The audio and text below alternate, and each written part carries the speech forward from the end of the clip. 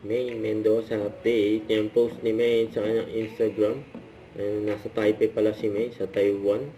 Yung kasama niya doon, yung bestie niya si Chami. Nagbakasyon sila dyan sa Taipei, sa Taiwan. Ganda pa nga ng view. Kasing ganda ni May. Ganda ng post, oh. Sa malaking bato. Ayan pa nga, oh. Kulit pa nga nila May, saka Chami, oh. Parang nasa newspaper sila.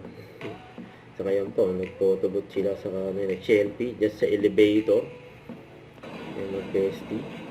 Kumain pa nga sila dyan. Sa panganong food, oh. Just sa Taipei. Nag-enjoy sila sa kanilang bakasyon. Ito pa yung mga pinuntahan nila May at Chami. Ang dami pang tao.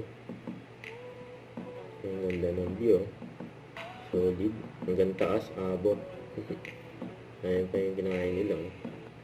Don't forget to subscribe, click the notification bell for more update. This is with Charlie Action Vlog. Stay tuned for more videos. See ya.